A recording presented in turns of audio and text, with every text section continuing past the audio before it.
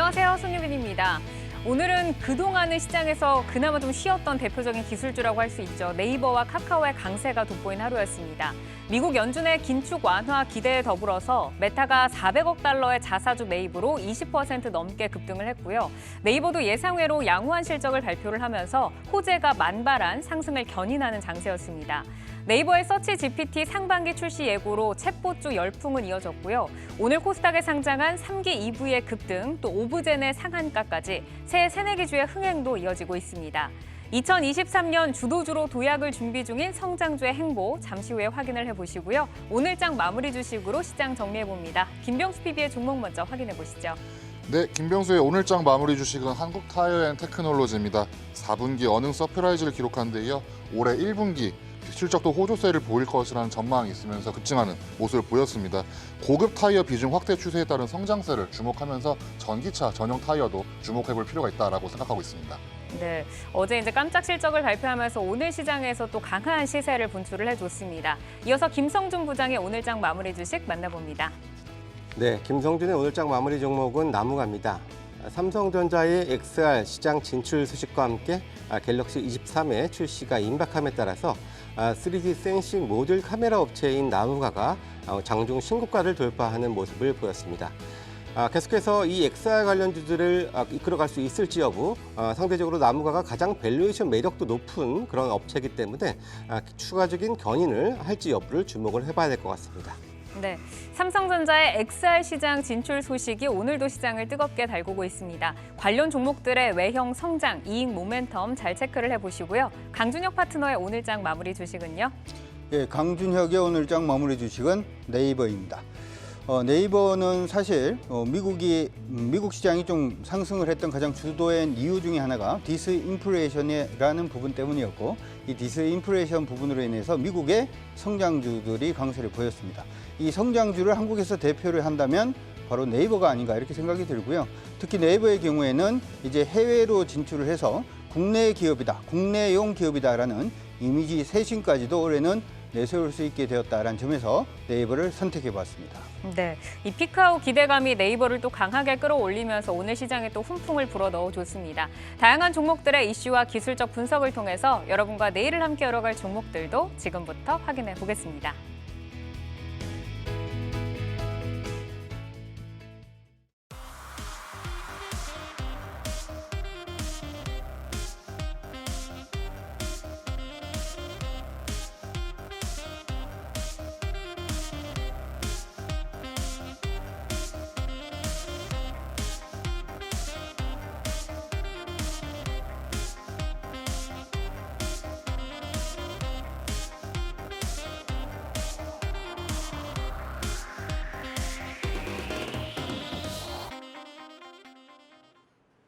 이슈를 통해 성장주와 주도주를 찾아보는 종목인 이슈. 연준의 긴축 완화 분위기에 이어서 메타의 또 이렇게 자사주 매입에 훈풍이 불고 있는 네카오, 그리고 새해 증시 데뷔 후 화려함을 뽐내고 있는 신규 상장주에 대해서 진단을 들어보도록 하겠습니다. 자, 먼저 네카오입니다. 네이버가 지난해 영업이익은 정체가 됐지만 연매출 첫 8조를 돌파를 했습니다. 컨퍼런스 콜을 통해서 신시장 개척에 적극적 행보를 예고를 했고요. 또 상반기에 서치 GPT를 선보인다라고 밝혔습니다. 카카오는 다음 주 10일 실적 발표가 예정이 되어 있는데 올해 글로벌 시장 개척에 공격적인 행보를 보이고 있습니다. 네카오가 이틀 연속 급등세인데요. 네이버가 오늘 5%, 카카오는 4%대로 거래를 마쳤습니다. 자, 새내기주도 한번 보시죠. 새해 상장한 새내기주들이 시장에서 정말 확실한 존재감을 뽐내고 있습니다. 오브젠과 미래반도체, 1월 코스닥 시장에 상장된 4개 기업의 주가를 보니까요. 공모가 대비해서 평균적으로 수익률이 130%대인 것으로 나타났습니다. 오늘 또 코스닥에 상장한 3기 EV 22%대 급등으로 거래를 마쳤습니다. 새내기주 흥행에 2월 기업 공개를 준비 중인 기업들에도 관심이 쏠리고 있는데 잠시 뒤에 살펴보도록 하겠습니다. 자, 연준의 긴축 완화 기대감에 이어서 메타의 급등세까지 네카오가 모처럼 탄력적인 행보를 이어가고 있습니다. 일단 성장주 네카오를 붙잡았던 1차 걸림돌이라고 할 수 있는 이 매크로 환경의 불확실성, 이제는 조금 완화가 될 것이다라고 좀 볼 수 있을지 강준욱 대표님께 먼저 들어볼까요? 네, 사실 이제 그 네이버라든지 카카오 같은 기업들이 우리가 생각할 때 대표적인 어떻게 보면 상승 종목이다, 성장주다 이렇게 대부분 다 생각을 하실 겁니다. 일반적으로 성장주의 경우에는 금리가 상승하는 시기에는 성장이 좀 둔화된다라는 시장의 우려들이 있었고, 사실 이러한 부분들 때문에 미국의 이제 알파벳이라든지 관련된 종목군들도 좀 많이 조정을 받았다 이렇게 봐줄 수가 있을 것 같은데, 최근에 이제 연준에서 저번에 이제 얘기를 할 때 디스인플레이션에 대한 얘기가 10번 이상 일단은 얘기가 나왔고, 그리고 유럽 같은 경우에도 최근에 물가 상승률 자체가 좀 꺾이는 그런 모습이 보이면서 일단 금리 상승에 대한 부담감 자체가 조금 줄어든 그런 모습이 아닌가 이렇게 생각이 들고요. 그로 인해서 미국에서부터 일단은 이들 성장주들의 상승세 움직임이 일단 보였다. 매크로 변수 자체가 지금은 변화하고 있는 그런 모습이 아닌가 이렇게 생각이 듭니다. 두 번째, 우리 카카오라든지 네이버 같은 경우에는 사실 이제 글로벌 기업이 아니죠. 그러다 보니까 사실은 시장에서 걱정을 했던 부분은 금리 올라가는 부분 때문에 시장 주가가 빠진다라고 했던 부분, 실적이 별로 좋지 않아진다라고 하는 부분에 대한 리스크보다는 다시 말해서 경기가 안 좋아짐으로 인해서 광고가 좀 많이 안 들어올 가능성이 높다. 그래서 광고 수익 자체가 줄어들 가능성이 높기 때문에 주가가 좀 많이 하락을 하는 모습이었습니다만, 실제로 실적을 보면 그다지 실적이 나쁘지 않았다는 점도 시장에서 충분히 부각이 될 수 있는 그런 부분이 아닌가 이렇게 생각이 들고요. 그리고 올해 계속해서 얘기가 나오고 있습니다만은 네이버라든지 카카오가 가지고 있는 뭐 웹툰이라든지 소설 부분에서의 지적재산권의 성장성 자체가 계속해서 시장에 부각이 될 가능성이 굉장히 높아 보입니다. 따라서 이들 기업에 대해서는 긍정적인 시각 자체가 필요하지 않나 싶습니다. 네, 그러니까 이제 뭐 코로나 시기에도 광고 수익은 탄탄했고, 뭐 웹툰이나 뭐 소설 같은 K 콘텐츠에 대해서 또 IP에 대한 실적이 앞으로도 좀 좋을 것이다라고 지금 평가를 하고 있다는 건데, 오늘 특히 이제 네이버가 상승폭이 좀 컸잖아요. 이제 지난해 실적에 대해서 좀 긍정적인 분위기 형성이 지금 모멘텀이 되어줬는데, 카카오가 이제 다가오는 10일에 실적 발표가 예정이 되어 있습니다. 오늘 발표된 네이버의 실적에 대한 이야기를 좀 들어보고 싶고, 그리고 카카오의 좀 실적은 어떨 것이다라고 전망을 하시는지 김성준 부장께 들어볼까요? 예, 일단 뭐 네이버 실적을 보게 되면은 뭐 매출액은 전년 동기 대비 한 20%가량 성장을 했고요. 반면에 영업이익은 소폭 마이너스였습니다만, 그래도 역시 컨센서스보다는 다소 좀 좋은 모습을 보이면서 지금 상승을 좀 한 상황이고요. 예, 사업부별로 보게 되면은 가장 매출이 많은 것이 바로 이제 서치 플랫폼 쪽인데, 여기는 뭐 5% 성장에 그치긴 했습니다. 하지만 다른 사업부들은 상당히 좀 고성장세를 보였었는데요. 커머스 사업도 뭐 최근 들어서 브랜드 스토어라든지 크림 같은 쪽에 성장에 힘입어서 21%대의 성장을 좀 했고요. 가장 높은 성장을 보인 것은 바로 콘텐츠 쪽입니다. 최근에 글로벌 쪽에서 성장이 많이 좀 증가하면서 91%대의 고성장을 기록을 했고요. 핀테크 쪽도 21% 성장을 했습니다. 사실 어제 미국의 메타가 주가가 급등을 했습니다만은 실적만 놓고 본다면 그렇게 썩 좋은 실적을 발표한 것은 사실 숫자적으로는 아니었습니다. 4분기 영업이익만 놓고 봤을 때는 전년 동기 대비 반토막가량 난 상황이기 때문에 일단 거기에 비해서는 상당히 이 경기 침체로 광고주기 좋지 않아서 실적이 안 좋았는데, 그에 비해서는 네이버는 상당히 좀 잘 나왔다라고 지금 볼 수가 있는 것 같고요. 카카오의 경우에는 이제 다음 주 금요일 날 이제 실적 발표를 앞두고 있죠. 근데 전망은 그렇게 썩 좋은 편은 아닌 것 같습니다. 이유는 뭐 계속해서 증권사들의 컨센서스가 영업이익 기준으로 계속해서 컨센서스가 날마다 좀 줄어들고 있는 상황인데요. 지난달 초만 하더라도 한 1,300억대의 컨센서스가 계속해서 줄어들다가 최근에는 이제 1,000억대 한 중반까지도 컨센서스가 떨어지고 있는 상황이고요. 최근에 뭐 여러 리포트를 보게 되면은 적게는 한 700억대 영업이익 기준으로, 많게는 뭐 1,200억대까지도 예상을 하는 그런 이제 증권사들이 좀 나오는 것 같습니다. 물론 그래도 안 좋은 실적이 나오더라도 최근에 뭐 시장 분위기의 편승에서 뭐 그렇게 큰 우려는 없겠습니다만, 길게 봤을 때는 사실 카카오 같은 경우에는 이제 카카오 모빌리티 같은 경우 이제 자회사 상장 이슈, 그러니까 이중 상장에 대한 우려감들이 상당히 있지 않겠습니까? 근데 그러다 보니까 이제 카카오 모빌리티가 올 연내 상장을 예상을 하고 있고요. 그리고 또 카카오 엔터, 최근에 뭐 그 자금을 뭐 유치해서 많이 각광을 받고 있습니다만 2024년 정도에는 상장을 준비를 하고 있고요. 또 이제 카카오 게임즈의 그 자회사 라이온하트가 항상 문제가 한번 있었잖아요. 올해 또 이제 하반기에 다시 한번 또 상장 재추진 가능성도 있기 때문에 이러한 부분들은 좀 염두를 해두셔야겠다 말씀드립니다. 그러니까 이제 카카오 같은 경우는 계속되는 이제 추가 상장이 어쨌든 모빌리티와 카카오엔터 그리고 라이온하트 스튜디오까지 좀 이제 예정이 되어 있다는 점 말씀을 좀 해주셨습니다. 자, 네이버를 좀 보면은 이제 상반기에 인공지능 검색 서치 GPT를 선보인다라고 밝혔는데 제가 뭐 좀 찾아보니까 뭔가 우리가 검색을 할 때 나오던 그 지식인에서 답변을 해주던 것을 네. 좀 GPT가 대신 해주는 것인가라는 좀 생각이 이제 드는데 카카오도 이제 AI 전문 또 자회사인 카카오 브레인을 또 보유를 하고 있지 않습니까? 네. 이제 네카오의 인공지능 분야 기술력이 어느 정도인지 관련해서 연결고리가 있는 기업들까지 함께 좀 짚어주신다면 어떻게 좀 말씀을 해주실까요? 예, 사실 이제 챗 GPT가 나오면서 이제 관련된 회사들이 좀 많이 포털 업체들이 가장 위협스럽게 생각을 하는 가장 주된 요인들 중에 하나가 챗 GPT가 이제 상용화되기 시작을 하면 이제 사람들이 검색할 필요가 없겠네라고 우리가 검색을 할 때 이제 보통 리포트를 쓴다든지 할 때 검색을 하는데 네. 챗 GPT한테 리포트 써줘 그러면 알아 써주니까 사실 이제 검색 포털 사이트가 여기에 이제 굉장히 좀 위협감을 좀 많이 받는 모습이 아닌가 싶습니다. 그래서 네이버의 경우에는 당연히 네이버는 검색 포털이다 보니까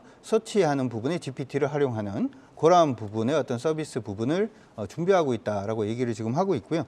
네이버가 사실 이제 예전에 실적이 한번 안 좋았던 적이 있었는데 그때도 AI 부분에 일단 투자를 하는 그 자금 때문에 실적이 좀 안 좋아지는 부분이 있었고 이러한 부분이 사실 몇 년 전의 얘기입니다. 4, 5년 전의 얘기였기 때문에 AI 부분은 계속해서 연구를 하고 있다 이렇게도 봐줄 수가 있고 특히나 네이버 같은 경우에는 여러분들 두 가지를 한번 생각을 해보시면 좋을 것 같아요. 우리가 챗 GPT라고 하는 것은 일단은 채팅을 하는 부분이 인공지능이 채팅을 하는 부분이 거의 사람이 말하는 수준으로 이제 말을 이제 전달을 할 수 있는 게 쉽게 생각하면 그게 챗 GPT거든요. 네. 그러니까 AI가 말을 하는데 사람처럼 글을 적는데 사람처럼 글을 적을 수 있는 거. 네. 이러한 부분이다 이렇게 생각을 하시면 되는데 그러기 위해서는 가장 많이 필요한 게 빅데이터가 필요할 수밖에 없잖아요. 그렇죠. 그러면 그런 빅데이터를 가장 많이 가지고 있는 우리나라의 회사라면은 당연히 포털 업체인 네이버가 가장 많이 가지고 있을 거고 심지어는 네이버가 커머스 부분에서도 우리나라 1등입니다. 우리는 생각할 때 쿠팡이 1등이 아닐까 뭐 이렇게 생각을 할 수가 있습니다만은 커머스 부분에서도 1등이기 때문에 지금 어떻게 보면 네이버 가입을 할 때 40대고 그다음 서울 살고 연봉이 얼마 정도 되고 집이 어느 정도에 있는 사람 어느 지역에 사는 사람들이 어떤 물건에 대해서 물어봤을 때 이 물건을 살 의사가 있는지 없는지까지도 사실은 빅데이터를 다 가지고 있는 게 네. 네이버다 보니까 서치 GPT를 이게 곧장 상용화 되는 건 아니고 기존의 검색 부분이 있고 서치 GPT를 이제 새로 이제 베타 버전으로 아마 내놓지 않을까 이렇게 생각이 드는데 그러한 부분에서 좀 의미가 있지 않나라고 생각이 들고요. 관련된 회사들은 사실은 네이버는 네이버 혼자서 대부분 다 하는 경우가 많은데 네. 굳이 한번 따져보자면 최근에 이제 시장에 등장했던 오브젠 같은 경우에 일단은 네이버 크라우드하고 같이 AI를 이용한 마케팅 부분에서 일단 시장 안에서 좀 각광을 받고 있는 모습이고 그리고 요번에 이제 챗 GPT가 나왔을 때도 시장 안에서 이게 영어 버전이다 보니까 한국어로 옮길 때는 좀 문제가 되지 않나요? 뭐 이런 얘기가 일단 있었죠. 그래서 인공지능 부분에서 이 번역 부분에 서비스까지 제공하는 회사가 하나가 있는데 이것도 일단 네이버가 지분을 조금 가지고 있습니다. 네. 요 회사가 이제 프리토라는 회사가 있으니까 플리토. 이런 회사들을 일단 보시는 것도 나쁘지는 않을 것 같습니다. 네. 뭐 오브제는 지금 뭐 상한가 행진을 지속하고 있고 플리토 같은 경우에도 최근에서 좀 시장에서 시세를 좀 줬던 종목인데 한번 체크를 해보시면 좋을 것 같습니다. 그리고 이제 말씀을 주신 것처럼 네카오의 웹툰과 웹소설 IP를 활용한 성장 동력도 지금 좀 기대감이 있는데 이 웹툰과 웹소설 시장의 확장이 또 관련 좀 업계에 어떤 바람을 좀 불러오게 될지 궁금하고요. 관련된 이 또 기업들까지 한번 좀 짚어보겠습니다. 김성준 부장께 들어볼까요? 예, 뭐 기본적으로 웹툰의 시장 성장은 뭐 웹툰만 기반으로 하는 지금 현재 상장사들도 다수 있을 정도로 뭐 계속해서 시장에서 좀 주목을 받고 있는 상황이고요. 아무래도 넷플릭스와 같은 OTT가 계속해서 활성화가 되고 있다 보니까 이 웹툰의 장점이 그런 그 1차 영상화 작업이 이미 완료가 된 그런 제품이 그런 거기 때문에 일단 만들기가 상당히 좀 용이하다라는 장점 가지고 있어서 지속적으로 좀 각광을 받고 있습니다. 해외 시장에서도 뭐 동남아를 시작으로 해서 뭐 일본 또 북미, 유럽까지도 확대가 되고 있는 상황인데요. 네이버 같은 경우에는 이제 라인 웹툰이라고 해외에서는 주로 이제 이름을 알리고 있는 상황이고요. 글로벌 100개국 이상에서 현재 서비스를 하고 있는 상황이고요. 또 계속해서 그 비상장 회사들 많이 좀 인수도 하고 있습니다. 최근에 작가 컴퍼니라는 웹소설의 최대 주주로 또 등극을 하기도 했었고요. 또 이제 그 전에도 A2G라든지 그런 관련 기업들이 한 10여 개 정도를 현재 지분 투자를 하고 있고요. A2G 같은 경우에는 총 400억, 가장 많은 금액을 투자를 하기도 했습니다. 이 웹툰 쪽에서는 사실 네이버보다는 카카오가 더욱더 좀 박차를 가하고 있다 이렇게 볼 수가 있는데요. 그 이전부터도 네이버보다 선제적으로 2조 원 이상 투자를 해서 콘텐츠 제작사를 인수를 하거나 지분 투자를 하고 또 거기에 따른 또 IP를 개발을 하고 있는 상황이고요. 총 10,000개가 넘는 IP를 확보하고 있어서 국내에서는 가장 많은 IP를 가지고 있는 회사라고 볼 수가 있습니다. 또 이제 북미 웹툰 플랫폼인 타파스 그리고 또 이제 웹소설인 그 레디시를 합병을 하면서 북미 쪽 1위를 목표로서 계속 박차를 가하고 있는데요. 사실 그 레디시, 그 타파스 같은 경우에는 이제 한국 국내의 웹툰이 이제 총 전체 1%가 안 되는데 매출 기여도가 70%라고 합니다. 그래서 국내 업체들의 웹툰의 존재감을 거기서 확인할 수가 있고요. 또 북미에는 웹소설이 오히려 더 많은 인기를 끌고 있는데 이런 합병을 통해서 그쪽 시장도 계속해서 진출한다는 쪽에서 좀 보셔야 될 것 같고요. 기본적으로 많은 회사를 지금 투자를 하고 있으면 셀 수 없을 정도의 비상장 회사를 가지고 있고요. 네. 상장사 중에서도 DNC 미디어를 카카오엔터가 지금 현재 2대 주주고요. 네. 또 넵툰은 카카오 게임즈가 현재 최대 주주입니다. 그래서 상장사들 또한 가지고 있을 정도로 관련한 인프라는 많이 좀 확충을 해놓고 있는 그런 상황입니다. 네, 우리가 이제 네이버의 라인 웹툰만 좀 더 주목을 했던 경향이 있었는데 카카오가 또 IP의 강자였습니다. 이제 웹툰과 웹소설이 OTT에서 또 콘텐츠로 활약을 하고 있기 때문에 앞으로도 좀 기대되는 시장일 것 같습니다.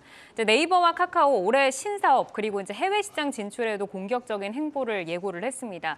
과연 올해 게임 체인저 정말 그 먹거리는 무엇이 될 것인지 궁금한데 파트너님께서는 어떻게 좀 보고 계세요? 일단은 방금 말씀을 해드린 것처럼 네이버나 카카오가 실적이 굉장히 안 좋아서 주가가 밀린 부분은 아니기 때문에 이게 저평가가 되어 있다라는 트리거만 일단 제대로 나와준다면 주가는 계속 좀 상승이 가능하다 이렇게도 말씀을 해드릴 수가 있을 것 같은데 방금 일단 얘기가 나왔던 것처럼 GPT라는 얘기만 나오면 사람들이 요즘 약간 좀 열광하는 부분이 있습니다. 네. 그래서 챗 GPT나 서치 GPT나 일단 GPT가 들어가기 때문에 이 부분에 일단 트리거가 좀 되어주지 않을까 이렇게 생각이 들고 네이버 같은 경우에는 최근에 해외 진출이라든지 하는 부분까지도 얘기가 나와주고 있기 때문에 이 부분도 굉장히 좀 의미가 있을 것 같습니다.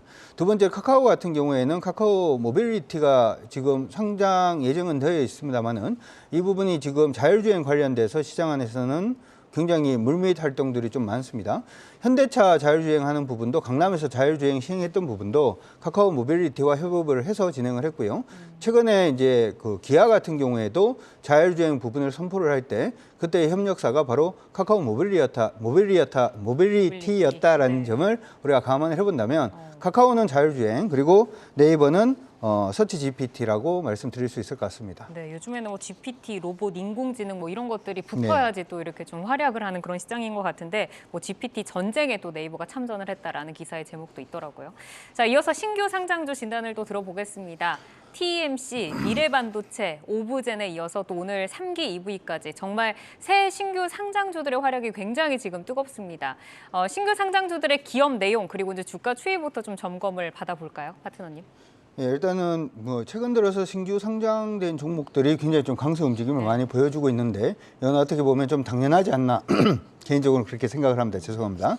왜 그렇게 말씀드리냐면 최근에 이제 시장들이 워낙 많이 밀렸기 때문에 이들 종목군들은 아무리 좋은 종목이라고 하더라도 올라오면 사람들이 본전왔네 팔아야 되겠다 이렇게 생각을 할 수밖에 없는데 신규 상장된 종목군들은 일단 그런 부분은 없기 때문에 좀 주가가 상승할 때 좀 쉽게 올라가는 그런 부분이 아닌가 이렇게 생각이 듭니다. 내용적으로 보면은 TMC가 지금 공모가 기준으로 수익률 한 42% 정도 올라 있는데 의미는 있다라고 생각을 합니다. 왜 그러냐 하면 특수가스, 특히 이제 반도체 부분에 미세회로 부분에 들어가는 특수가스 부분을 거의 전공정을 지금 만들어낼 수 있는 그러한 회사이기 때문에 네. 향후에도 계속해서 미세 회로라든지 미세 공정 부분은 확장이 될 가능성이 높기 때문에 실적까지도 충분히 기대를 해볼 수 있는 그런 부분이 아닌가 이렇게 생각이 들고요. 한주 라이트 메탈의 경우에는 차량 경량화 관련된 종목입니다. 차량 경량화라고 얘기를 하면 차를 가볍게 만든다라고만 생각하지 마시고 어떻게 보면 전기차가 얼마나 주행을 멀리 할 수 있는가는 이 배터리 밀도가 굉장히 높아가지고 차가 멀리 갈 수도 있습니다만은 네. 차가 가벼우면 또 멀리 갈 수가 있거든요. 그래서 이 부분은 이제 알루미늄이라든지 하는 부분을 이용을 해서 일단 차량 엔진이라든지 하는 부분 그런 부분을 좀 경량화하는 부분인데 최근 들어서 셋이라든지 하는 부분의 경량화 부분도 노력을 하고 있습니다. 단지 단점은 거의 매출의 한 30% 이상이 여전히 엔진 소위 가지고 있는 내연기관 자동차 쪽에 조금 치중이 되어 있어서 조금 리스크가 있다라고 하는 부분 기억을 하시면서 봐주시면 좋을 것 같고요. 미래 반도체가 주가가 굉장히 많이 올랐죠. 239%까지 일단 상승을 했는데 삼성전자의 국내 유통하는 반도체를 일단은 내는 그러한 회사다 이렇게 생각을 하시면 좋을 것 같습니다. 개인적으로는 모멘텀이 가장 적은 것 같은데 주가는 삼성이라는 그 부분을 얻고 좀 많이 올랐는데 이 부분은 단기적으로 여러분들이 조금 대응을 하시는 게 어떨까 이렇게 생각이 들고요. 어부젠 같은 경우에는 최근에 주가가 좀 많이 올랐죠. 한 250%까지 올랐는데 올랐는 이유 자체는 충분하다라고 생각을 합니다. 방금 말씀을 해드린 것처럼 마케팅 부분하고 AI가 접목이 되었어요. 네. 그러니까 우리가 보통 생각할 때 이번에 만들어진 영화는 언제쯤 개봉하면 좋을까라고 생각을 하면 한 3월쯤 하면 되지 않을까라고 얘기를 하면 옆에서 아이 그래도 4월이 그러다 5월이 그러면 그러면서 네. 그러면 6월달에 개봉하는 걸로 뭐 그렇게 얘기를 했다면 이게 지금 마케팅하고 AI 부분, 마케팅 빅데이터하고 AI가 동시 접속이 되어가지고 움직인다는 얘기는 영화 개봉은 언제, 예를 들어서 가을에 몇 도 정도가 요번에 그 3월, 가을에 9월 달에 몇 도 정도가 될 건데 그때 비가 올 확률이 언제가 많기 때문에 이 영화는 개봉하는 게 좋겠다. 뭐 이런 식으로까지. 그러니까 가장 효과적인 실적을 끌어올 수 있는 때를 이제 그렇죠. GPT가 찾아주는 거예요. 예, 그게 AI가 찾아주는 AI가. 부분이다 보니까 제가 생각할 때는 나름 성장성은 좀 있겠다 이렇게 생각은 해볼 수가 있을 것 같고요. 마지막으로 이제 3기 EV 같은 경우도 144% 정도 성장을 했는데 요거는 그냥 쉽게 생각하면 2차 전지 보호회로 만든다 이렇게 생각하시면 좋을 것 같습니다. 그러니까 2차 전지가 나오면 가장 큰 문제는 2차 전지 자동차는 불나면 답 없다 뭐 이런 얘기들을 굉장히 많이 하는데 네. 그쪽에 이제 양쪽의 보호 회로를 지금 만드는 그러한 회사다 이렇게 생각을 하시면 좋을 것 같고 지금은 LG 엔솔하고 지금 같이 되어 있는 부분이 있습니다만은 이 부분이 지금 미국 내 전기차를 두 번째로 가장 많이 팔고 있는 회사가 포드거든요. 포드 자동차에도 요 지금 부품이 들어가고 있는 모습이 나타나고 있고요. 그다음 폭스바겐이라든지 하는 자동차 회사들하고도 지금 계속해서 저변을 좀 확대하고 있는 그런 모습이기 때문에 충분히 좀 성장성이 있지 않나 이렇게 생각을 해봅니다. 혹시 이 5개 회사 중에서 가장 좀 성장성이 있다, 좀 길게 가져가고 싶다 하는 회사를 꼽자면 어느 회사를 좀 보고 일단 경쟁 상대가 크게 나타나지 않는다면은 일단 오브젠이 가장 큰 의미가 오브젠. 있지 않나 이렇게 생각이 들고요. 네. 조금 더 길게 생각을 해서 반도체 경기까지 좀 좋아진다라는 점을 생각을 해본다면 TMC 같은 종목도 나쁘지 않겠다 이렇게 말씀드리도록 하겠습니다. 네. 우선 오브제는 이제 오늘 상한가로 마감을 했고 네. TMC는 많이 올라가다가 좀 눌리면서 거래를 마쳤다는 점도 참고를 해보시면 좋을 것 같습니다. 자, 새내기주들이 흥행에 좀 성공을 하면서 정말 그야말로 좀 침체됐던 IPO 시장이 조금씩 활기를 찾고 있습니다. 침체가 되어 있다 보니까 마켓컬리 같은 경우에도 조금 물러났는데 이제 2월에는 조단위 대여급 오아시스를 중심으로 또 다양한 기업들이 IPO를 이제 준비를 하고 있습니다. 뭐 제2의 SAMG, 뭐 엔터다라고 또 불리는 스튜디오 미르까지도 준비를 하고 있는데 어떤 기업들이 좀 있는지 주요 기업들을 중심으로 부장님께 한번 소개를 들어볼까요? 예, 일단 스케줄대로 본다면은 다음 주 화요일 8일 날 상장하는 회사가 이제 글로벌 애니메이션 회사 이제 스튜디오 미르가 있는데요. 공모가 희망 밴드 상단이었던 19,500원에 확정이 됐고요. 1,592대 1이었습니다. 시가총액 기준으로 한 1,000억이 조금 넘는 정도 수준으로서 공모가 기준으로 상장이 되는 상황이고요. 그리고 그 다음 날인 9일 꿈비라는 회사, 이거는 시총이 400억밖에 안 되는 소형주입니다. 그런데 이 회사는 이제 유아용품이라든지 반려동품, 용품 이런 것들을 주로 만드는 회사인데요. 뭐 저출산 이런 뭐 그런 기조에 엮여서 한번 관심을 좀 갖고 있는데 이 작은 회사의 공모량이 이제 2조 원이나 몰렸습니다. 1,770 1대1 정도 네. 좀 나온 상황이고요. 다음으로는 이제 센즈랩이라고 기술 특례한 회사인데요. 특례 상장인데 사이버 보안 솔루션 업체고요. 15일 날 상장 앞두고 있고요. 16일에는 제이오라는 회사 역시 기술 특례 상장인데요. 이 회사는 뭐 30년 이상 플랜트 엔지니어링 사업을 한 회사고 특히 이제 2차 전지 핵심 소재라고 할 수 있는 양극 활물질 관련한 탄소 나노튜브의 채택 비율이 늘고 있는데 이 탄소 나노튜브 관련된 이런 모멘텀도 기대가 되는 회사입니다. 그리고 20일에는 이노진이라는 회사 코넥스에서 이전 상장하는 겁니다. 탈모 완화 기능성 샴푸와 같은 그런 제품을 생산하는 회사고요. 그리고 가장 이제 대중적으로는 많이 알려진 회사가 이제 오아시스인데요. 23일 날 상장 앞두고 있습니다. 새벽 배송 전문 업체죠. 뭐 마켓컬리라든지 뭐 SSG.com 동종 업체들 중에서 가장 먼저 상장을 하면서 시장에서는 좀 큰 주목을 받고 있는 그런 상황입니다. 지금 오아시스는 청약 일정이 보니까 발렌타인데이네요. 14일, 15일 잊지 않고 이제 이때 또 한번 체크를 해보시면 좋을 것 같습니다. 이제 오아시스가 이제 가장 좀 대중적인 상장 IPO 이제 회사다라고 하셨는데 올해 첫 조 단위 매물입니다. 향후에 중대형급 IPO 시장을 판가름할 지표 기업으로 지금 시장이 좀 주목을 하고 있는데. 우선은 이제 실적을 잘 내고 있잖아요. 흑자를 좀 흥행 성패에 대해서 어떻게 좀 전망을 하시는지 좀 들어보고 싶어요. 부장님 어떻게 보세요? 예, 일단 뭐 기본적으로 이제 새벽 배송 회사 이 시장은 이제 마켓컬리가 가장 먼저 문을 열었고 그다음에 뭐 SSG.com 이런 대형 회사들이 들어왔는데 후발에서 들어왔습니다만 2019년에서 꾸준하게 지금 수익을 오히려 올려가고 있고 회원수도 늘려가고 있습니다. 네. 일단 굳이 장점을 본다면은 이제 직거래를 통해서 상당히 좀 이제 저렴하게 좀 들어올 수 있는 부분들. 그래서 이렇게 온라인 매장도 있고 오프라인 매장도 가지고 있는데요. 그래서 이 기본적으로 이 관련된 플랫폼을 꾸준히 그래도 내실 있는 경영을 하고 있다라고 볼 수가 있는 거죠. 그래서 유일하게 지금 흑자 기조를 지금 유지가 되고 기대를 하고 있는 상황인데요. 아무래도 지금 오랜만에 이제 조가 넘는 조 단위의 상장이기 때문에 아무래도 특히 이렇게 어느 정도 규모가 되면은 기관이나 외국인들은 일정 부분 또 이제 담아야 되는 부분들도 있지 않겠습니까? 그래서 그런 부분들로 인해서 시장에서는 그래도 좀 주목을 받고 이것이 잘 되면 계속해서 지금 마켓컬리나 스타컴 같은 경우에는 지금 상장을 미뤄오고 있잖아요. 그래서 그런 것들을 조금 해소할 수 있을지 여부, 걔네들도 무난하게 상장으로 이어질 수 있을지 먼저 좀 단초를 제공할 수 있는 이런 부분들이기 때문에 그런 차원에서도 시장에서는 관심을 가져보고 있는 상황입니다. 그러니까 이후에 뭐 마켓컬리나 뭐 쓱닷컴에는 이제 기업적으로 봤을 때는 과연 성공할 수 있겠는가 이제 레퍼런스가 좀 될 수 있을 것 같은데 사실 뭐 쿠팡 같은 경우가 이제 새벽 배송을 먼저 열었잖아요. 근데 나스닥에 상장을 했고 그리고 마켓컬리도 뭐 나스닥에 가겠다 하다가 이제 IPO에서 좀 물러났고 이제는 오아시스가 실적을 바탕으로 상장을 하는데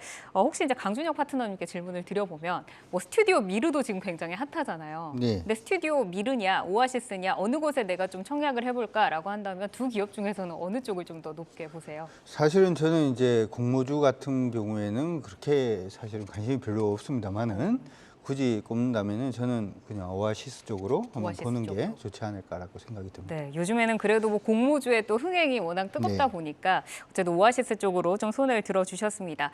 자, 미래반도체와 오브젠 이런 흥행주가 최근에 이제 성장 산업과 연계돼서 사실 더 주목을 받고 있습니다. 시장 분위기가 좋다 보니까 더 잘 날아가는 것 같은데 오늘 상장한 3기 EV 이제 성장 산업인 2차 전지 부품 기업이고 다음 주에는 애니메이션 제작사 스튜디오 미르 지금 굉장히 뜨겁습니다. 그리고 이제 말씀 주신 꿈비 유아용 가구 전문 기업 뭐 400억밖에 안 된다고 했잖아요. 시총이 이제 좀 아무래도 좀 낮은 이 기업이 또 상장이 예정이 되어 있습니다. 이 기업들은 흥행 열풍 어느 정도로 좀 예상을 하세요?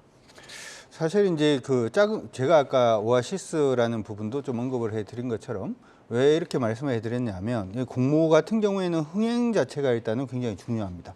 흥행을 하기 위해서는 어떻게 보면 뭐 규모가 굉장히 크다든지 아니면 시장에서 굉장히 이슈가 될 수 있는 지금까지 이제 신규 상장했던 종목군들 아까 방금 말씀을 드렸던 부분도 있습니다만은 삼성이라든지 여러 부분을 등에 업고 뭐 올라온다든지 아니면 최근 들어가지고 시장에서 각광을 받고 있는 AI라든지 하는 부분을 등에 업고 올라오는 부분이 많은데 지금부터 시작을 해서 상장하는 대부분의 종목군들은 아까 말씀해드렸던 규모의 어떤 경제 부분으로 인해서 외국인들이나 기관들이 노려일 수 있는 종목군들이 사실은 그다지 많아 보이지는 않습니다. 그래서 주가가 이제 상장하고 난 다음에 급등락 자체가 굉장히 좀 커질 가능성이 일단 높다라는 점 일단 우려하시면서 조심하시면서 저는 보시는 게 좀 바람직하지 않을까 이렇게 생각을 하고 있습니다. 네, 지금 이제 예상이 되어 있는 이 IPO 종목들은 과연 시장의 수급을 좀 연속적으로 끌어올 수 있을 것인가 이 부분을 좀 체크를 하면서 보자라고 좀 말씀을 주셨습니다. 자, 매크로 불확실성 완화로 주목을 받는 성장주 네카오 그리고 새해 화려하게 데뷔를 하고 있는 새내기주 다각도로 진단을 들어봤습니다. 2023년 달라지는 매크로 환경과 새 성장주 열풍 속에서 나와 맞는 종목들 스토리 잘 그려 나가시기를 바라겠습니다. 여러분은 지금 내 종목을 만나는 즐거움 종목 맛집 투데이 한경 코리아 마켓과 함께하고 계십니다.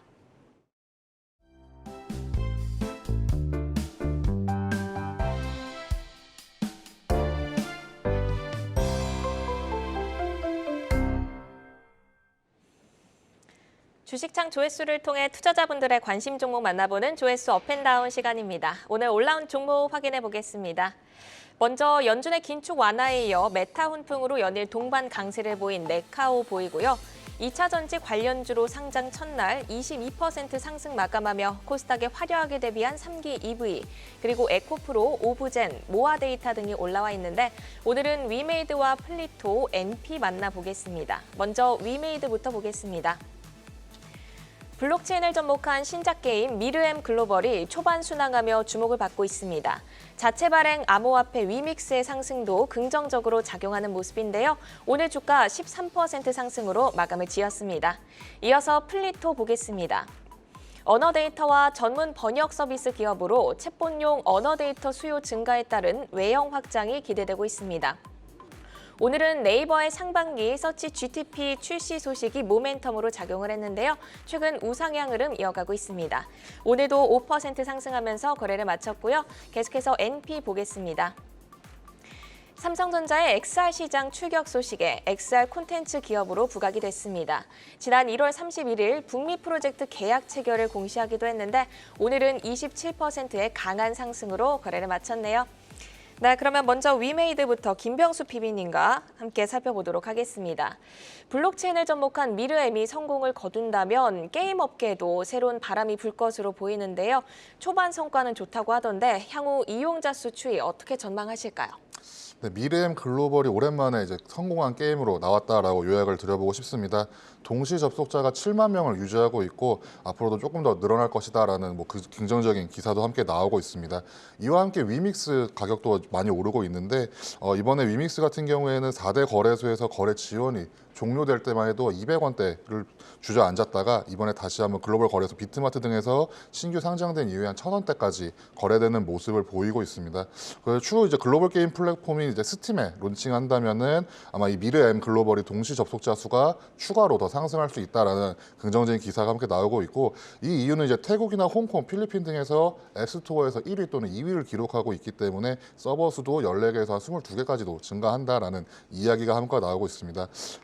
한국 시장과 중국 시장을 제외했었어도 동시 접속자가 굉장히 많은 편이었기 때문에 7만 명을 넘어서서 9만 명까지는 무난하지 않을까라는 긍정적인 기사가 나오고 있어서 오늘 같은 경우에도 주가가 좀 많이 오르는 모습을 보였고, 다시 한번 주가는 게임이 재밌으면 주가가 오를 수 있다라는 당연한 이야기를 한번 볼 수 있는 오늘 하루였다라고 요약을 좀 드려보고 싶습니다. 네, 미르엠 글로벌이 태국, 홍콩 등에서 앱스토어에서 2위에 오르고 있고 또 위믹스도 가격이 회복하면서 오늘 큰 양봉이 나왔습니다. 그러면 향후 주목할 모멘텀은 무엇일지 향후 주가 전망도 함께 들어보도록 하겠습니다. 네, 위메이드 같은 경우에는 지금 이야기 나오는 것 중에 많은 게 블록체인 게임 플랫폼이죠. 인텔라 X 등에도 투자를 했기 때문에 이 이후에 흥행이 조금 기대된다라고 요약을 드려보고 싶습니다. 차트는 좀 많이 망가진 모습을 보이고 있지만 다시 한번 주가가 모이고 있는 모습을 보여드리고 싶고, 52주 최고가와 최저가를 말씀드릴 때 최고가 같은 경우에는 22년 2월, 이번 22년 초였기 때문에 큰 의미가 없다라고 말씀을 드리고, 12월부터 지금까지 주가가 좀 한 48%가량 오르는 모습을 보이기도 했습니다. 이거 살펴봤을 때 아마 주가 같은 경우에는 크게 문제가 없다면은 대략 45,000원 선, 지금 요 위를 만약에 넘을 수만 있다면은 조금 더 긍정적인 전망이 보인다라고 말씀을 드려보고 싶고, 아래쪽으로는 한 35,000원 선 정도가 이때 지지를 기회를 받아줄 수만 있다면은 아마 위메이드의 성공 그리고 미르엠의 글로벌의 게임의 추가적인 상승이 있다면은 위메이드 주가도 다시 한번 회복하는 모습을 보일 수 있지 않을까라고 요약을 좀 드려보고 싶습니다. 네, 지지가 35,000원, 저항가는 45,000원으로 잡아주셨으니까 체크해보시면 좋을 것 같고요. 이어서 플리토 보겠습니다. 챗봇용 언어 데이터 수요 급증으로 GPT 시장 확장세에 따른 대표 수혜주로 부각이 되고 있습니다. 올해 의미 있는 외형 확장 그리고 이익 성장을 기대해 볼 수 있을까요? 어떻게 보면 플리토 같은 경우에는 이번에 챗 GPT의 가장 큰 수혜주다라고 요약을 드려보고 싶은데 챗 GPT 자체가 영어를 기반으로 했기 때문에 플리토가 좀 관심을 받는다라고 말씀 좀 드려보고 싶습니다. 한국어 서비스가 조금 취약했기 때문에 말뭉치라고 표현이 되고 있는데 코퍼스라고 표현이 되고 있죠. 이 데이터 판매하고 있는 플리토가 수혜를 받을 수 있다라는 전망이 나오고 있고 특히 챗 GPT 같은 경우에는 번역 오류가 조금 빈번한 모습을 보이고 있어서 플리토의 다국어 번역 기술력을 조금 주목해야 된다라는 이야기가 함께 나오고 있습니다. 마찬가지로 데이터 매출 같은 경우에 40% 이상이 해외에서 이미 발생하고 있는 업체이기 때문에 글로벌 IT 기업과 18억 원의 코퍼스 판매 계약을 맺었다라는 기사가 나오고 있습니다. 이 글로벌 IT 기업은 뭐 말씀드릴 수 없지만 북미 쪽 이야기로 나오고 있기 때문에 좀 아마 3월 31일에 계약이 종료되면서 이 회사도 공개되지 않을까라고 생각을 하고 있고 추가적으로 대화 데이터를 하루에 50만 건을 수집하고 있다. 이게 최초로 50만 건 이상이 돌파되었다라는 기사도 함께 나오게 되면서 대화 데이터 수집의 표본수가 지속적으로 증가하고 있어서 이런 챗 GPT 또는 이런 번역 서비스의 안정화가 기대되지 않을까라고 생각을 하고 있습니다. 그렇기 때문에 앞으로 외형 확장과 함께 이익 성장세도 충분히 나올 수 있는 업체들 중 하나여서 챗 GPT가 더 증가하고 또 이런 오픈 AI 쪽에서도 많이 증가할 수 있다면은 플리토를 관심 있게 보셔야 한다라고 말씀을 좀 드려보고 싶습니다. 네, 챗 GTP의 약점으로 꼽히는 게 번역인데 플리토가 이쪽에서 강점이 있고 또 데이터 매출도 해외에서 높은 편이다. 긍정적인 뷰를 주셨는데 챗봇 열풍으로 이제 테마로 같이 묶이면서 상승세를 이어갔습니다. 지난해 12월 저점 대비 100% 상승률을 보여주고 있는데 그러면 추가 상승 여력도 보실까요? 말씀하신 대로 12월 14일경이 저점이었다라고 말씀을 드려보고 싶고 95%가량 상승하는 모습을 보였는데 오늘 종가 기준으로는 100%가량 오르는 모습을 보였기 때문에 앞으로 추가적인 상승에 좀 주의를 보여야 한다 말씀을 드려보고 싶습니다. 아마 1차적으로 지지가와 저항가 같은 경우에도 대략 한 4만 원 선에서 조금 등락이 있지 않을까라고 생각을 하고 있고 이 4만 원 선을 무사히 넘어갈 수 있다면 앞으로 더 외형 성장이 기대된다라고 말씀을 드려보고 싶습니다. 하지만 아래쪽으로는 지금 테마성으로 좀 급등하는 모습을 보였기 때문에 짧게 잡고 한 32,000원 선 그리고 그 아래로 28,000원 선을 이제 지지가로 보시면서 투자에 신중하게 나서야 하지 않을까라고 말씀을 좀 드려보고 싶습니다.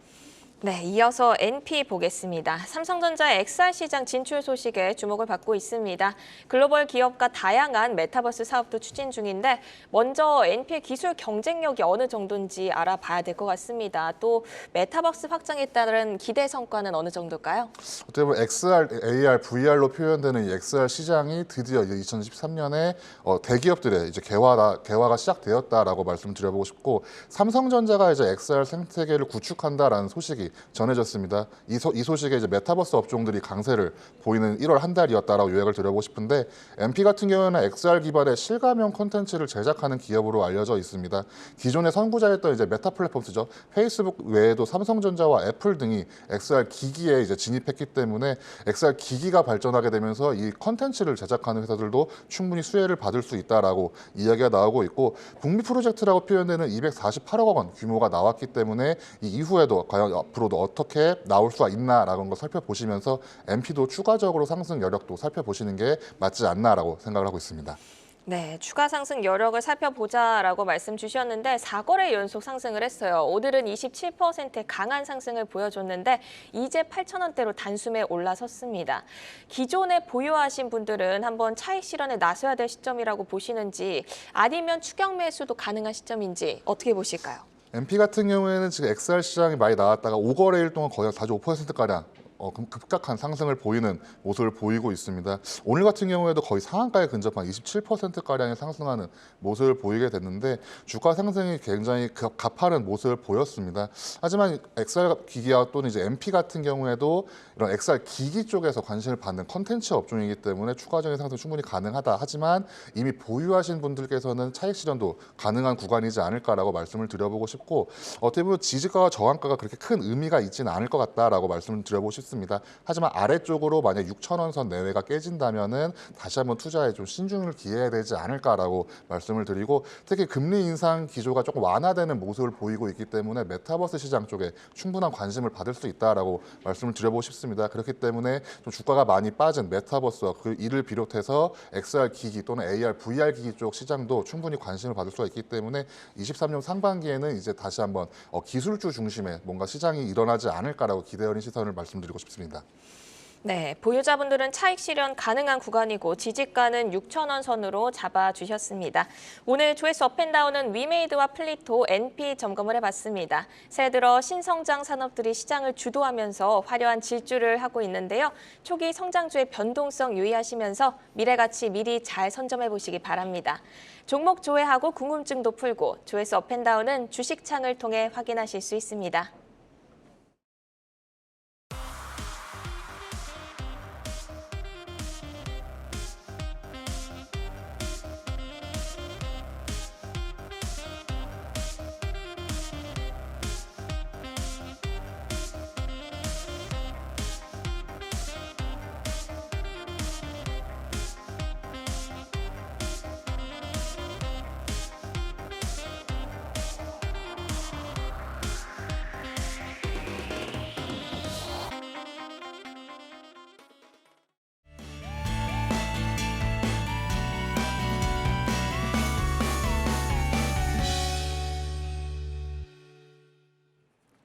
오늘 시장에서 울고 웃었던 다양한 종목 이슈들 만나봤습니다. 많은 종목들 가운데 내일을 여는 유망주는 어떤 종목이 될지 전문가 세 분이 가지고 오신 내여주 확인을 해보겠습니다.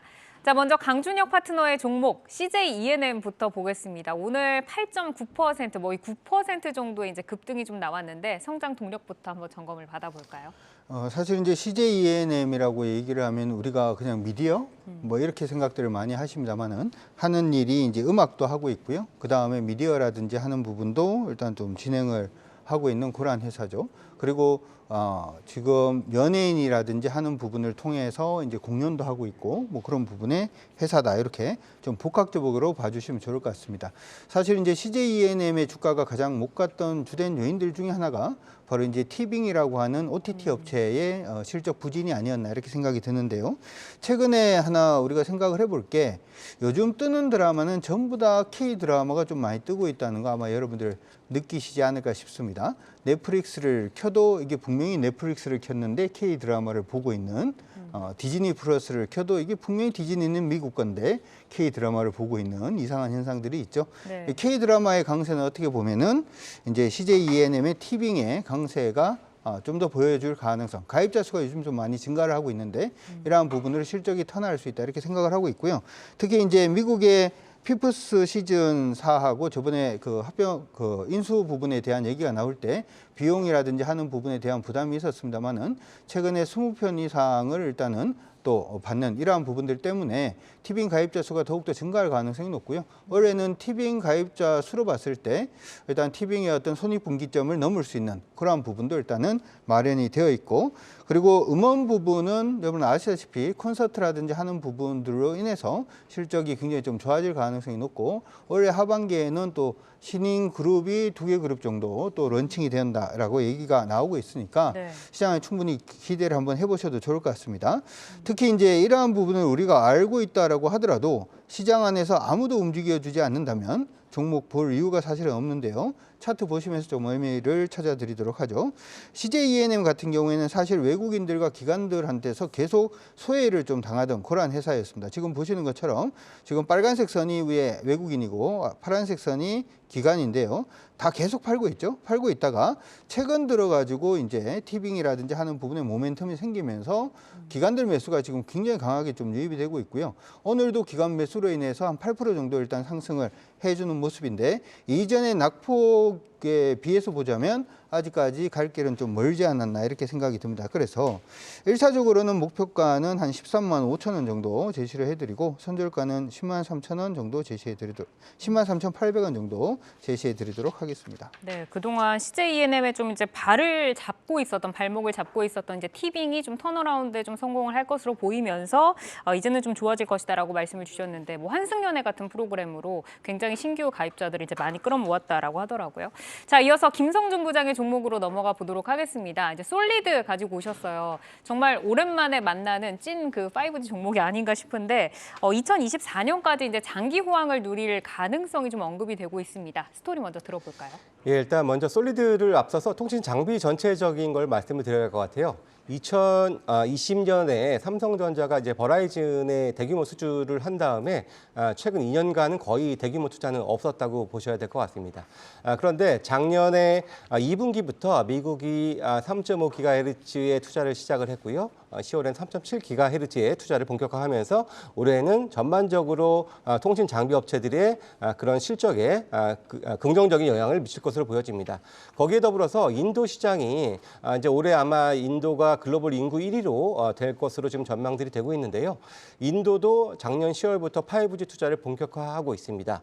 현재 인도의 1위 사업자가 지오인데요. 지오라는 회사인데 이 회사가 원래는 4위였어요. 근데 4G를 먼저 이렇게 투자를 하면서 단번에 1위로 등극을 했습니다. 그래서 그런 것을 봤기 때문에 인도의 사업자들은 계속해서 좀 5G 투자를 미룰 수가 없는 그런 상황인데 공교롭게도 삼성전자가 1위인 지오와 2위인 그 에어텔과도 현재 벤더 협력사로 지금 관계가 맺고 있는 상황이고요. 과거에도 지오에도 4G 때도 납품을 했었던 게 바로 삼성전자입니다. 그래서 이런 쪽 관련된 수혜를 기대를 해볼 수 있는 부분들이고요.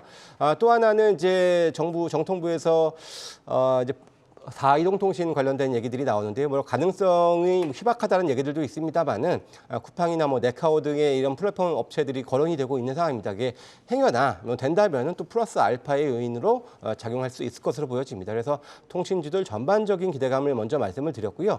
솔리드는 작년에도 이렇게 업황이 이렇게 썩 좋지 않은 상황에서도 양호한 실적을 기록을 했고요. 주로 작년에는 대부분 수출을 했습니다. 국내는 거의 없었기 때문이었겠죠. 결과론적이지만 미국과 또 영국, 프랑스 같은 유럽, 또 일본 등지에서의 수주가 상당히 좀 좋았기 때문에 숫자도 양호한 모습을 보였었는데 올해는 지난 2020년도의 호황보다도 더 큰 호황을 기대하면서 올해 예상 실적은 그때보다도 더 뛰어넘을 수 있는 실적을 기록할 수 있을 것이고 이러한 것들이 2024년까지는 최소한 이어질 수 있을 것이다라는 부분들에서 준비를 해봤고요. 네. 차트를 바로 좀 보면서 말씀을 드리겠습니다. 사실 먼저 이제 일봉 차트상으로도 최근 들어서 뭐 이제 반등이 최근에 좀 소외가 되고 있다라고 보여지는데 그래도 이제 수렴하는 과정 속에서 지금 다시금 강하게 지금 양봉을 한번 시연하면서 지금 우상향 기대감을 갖고 있는데요. 무엇보다 주봉을 보셔야 될 것 같아요. 통신 장비 회사들의 주봉은 대부분 비슷합니다. 그때 말씀드렸던 이 호황 때 한번 급증을 했는데요. 올해는 이때보다도 더 많은 수주가 기대가 된다는 측면들을 일단 기억을 하셔서 통신 장비들도 전반적으로 올해는 한번 좀 주목을 해봐야 될 것 같고 지금 지수가 많이 올라서 종목별로는 많이 올라서 좀 따라가기 힘들다면은 오히려 이런 것들을 좀 차분히 좀 기다리면서 안정적으로 좀 수익을 취하는 전략도 한번 좋지 않겠나 말씀을 드리고요. 일단은 목표가는 1차적으로는 이제 8,000원 정도로 일단 짧게 말씀을 좀 드리고요. 손절 가격은 5,800원 또한 짧게 제시를 해드리도록 하겠습니다. 네, 우선은 이제 통신 장비주는 주봉을 보면서 좀 대응을 해보자라고 말씀을 주셨습니다. 이제 사상 최대의 실적이 예상이 된다라는 말씀과 함께 우선 짧게는 1차적인 목표가 8,000원 제시를 해주셨으니까 한번 체크를 해보시고요. 자, 이어서 김병수 PB의 종목으로 넘어가 보도록 하겠습니다. 한화 에어로스페이스, 이제 방산부터 우주 항공까지 성장세가 기대되는 산업을 모두 정말 품에 안고 있는 기업이다라고 할 수가 있는데 장 막판에 보니까 또 좀 방산주들이 약간 좀 올라오더라고요. 현 시점에서 한화 에어로스페이스 주목하시는 이유 들어보겠습니다. 네, 한화 에어로스페이스를 요약해서 말씀을 드린다면 한화 그룹 내에서 방산과 항공 쪽 계열사다라고 요약을 드려보고 싶습니다. 매출은 방산에서 한 47% 그리고 항공 엔진 쪽에서 24% 그리고 CCTV 쪽에서 한 18% 쪽이 나오고 있고 오늘 같은 경우에 좀 관심을 받았던 게 우크라이나 사태가 좀 장기화될 것이다. 그리고 방산 수요가 증가했고 이전에 작년에 계약했던 것들이 본 수출이 시작된 모습을 좀 보였습니다. 그렇기 때문에 방산 쪽도 다시 한번 관심을 받지 않을까라고 생각을 하고 있고 특히 미국과 독일 등에서 전차 제공을 관련한 이야기가 나오고 있습니다. 우크라이나 쪽에 자신들의 전차를 제공한다는 이야기가 나오고 있어서 그럼 본국의 무기가 공백되지 않나라는 이야기가 나올 때 과연 이 무기 여기를 어떻게 채울까 할 때도 한번 수혜를 받을 수 있지 않을까라는 가능성도 한번 말씀을 좀 드려보고 싶습니다. 정부 정책도 방산 업종에서 굉장히 많은 수혜가 받을 수 있는데 정부가 올해 방산 수출 목표를 한 21조 원가량으로 잡아놓고 있습니다. 27년까지 방산 수출 시장의 점유율을 5%까지 끌어올리겠다라는 것을 목적으로 이제 정부 정책적으로도 많은 지원이 있을 것이다라는 전망이 있고 특히 이제 MSCI 2월 정기지수 변경이 나와 있습니다. 이번에 카카오페이와 함께 하나 에어로스페이스가 편입될 예정이다라는 기사가 함께 나오고 있는데 이렇기 때문에 22년 12월부터 23년 1월 20일까지 외인들이 한 1,000억 원 가까이 1,230억 원을 순매수하는 모습을 보이면서 외인들의 순매수가 쭉 이어지고 있다라고 말씀을 좀 드려보고 싶습니다. 특히 2월 정기 변경 일자가 10일이기 때문에 지수 반영은 또 3월 1일이고 그렇게 되면은 MSCI 한국 지수에 투자하는 패시브 펀드들이 아마 어쩔 수 없이라도 매수가 들어갈 거고 그렇기 위해서는 하나 에어로스페이스 쪽에 아마 외인 매수가 조금 더 이어지지 않을까라고 말씀을 드려보고 싶습니다. 그러니까 이제 패시브 자금의 유입도 조금 예상이 되고 작년 계약에 이제 본 수출이 지금 시작이 되고 있다라고 말씀을 주셨는데 그럼 추가적으로 상승은 어느 정도까지 가능하다라고 좀 보실까요? 네, 작년 연말 이후에 올해 초부터 대략 6만 5천 원에서 8만 원 선까지 좀 오르는 모습을 보였습니다. 지금 8만 원대에서 조금 지지부진한 모습을 보이고 있는데 바로 전고점이 대략 한 8만 6천 원 선에 있습니다. 8만 6천 원 선을 만약에 넘을 수가 있다고 한다면은 이 위로 조금 더 열려 있다라고 말씀을 드려보고 싶고 하지만 이 아래로 빠진 그 아래쪽 선도 한 7만 5천 원 쪽으로 손절가를 말씀을 드리는 이유는 지수 같은 경우에도 많이 1월에 급하게 오르는 모습을 보였기 때문에 혹시나 많이 빠지게 된다면은 좀 짧게 잡고 대응을 하시는 게 맞지 않나라고 생각하기 때문에 1차적으로 목표가를 한 8만 6천 원 선 그리고 다시 한번 투자에 대해서 한 번 더 고려해 보셔야 되는 선은 한 7만 5천 원 선으로 말씀을 좀 드려보고 싶습니다. 그러니까 손절선은 7만 5천 원 그리고 짧게 이익을 챙겨볼 수 있는 구간은 8만 6천 원까지 제시를 해주셨습니다. 자, 오늘은 내일을 여는 유망주로 강준혁 대표의 CJ E&M, 김성준 부장의 솔리드, 그리고 김병수 PB의 한화 에어로스페이스까지 짚어드렸습니다. 방송이 끝난 뒤에도 유튜브에 내여주 검색하시면 다시 보실 수 있으니까요. 포트 전략 한번 잘 세워보시기를 바라겠습니다. 오늘은 강준혁 와운의 파트너, 김성준 하이투자증권 도곡 WM센터 부장, 김병수 DB금융투자 잠실지점 PB와 함께했습니다. 세 분 좋은 말씀 고맙습니다. 네, 고맙습니다. 2월 5일 일요일 주말 무료 공개 방송 안내를 해드리겠습니다. 시장 대응 전략과 2월 핵심 유망주를 주제로 와운의 베스트 파트너가 총 출동하는 이번 방송 2월 5일 일요일 오전 10시부터 진행이 됩니다. 검색창에 와우넷이라고 입력을 하시면 바로 참여가 가능하니까요. 많은 성원 바라겠습니다. 네, 종목을 만나는 즐거움 투데이 한경 코리아마켓 여기서 인사드리겠습니다. 주말 잘 보내시고요. 저희는 다음 주에 찾아오겠습니다. 시청해주신 여러분 고맙습니다.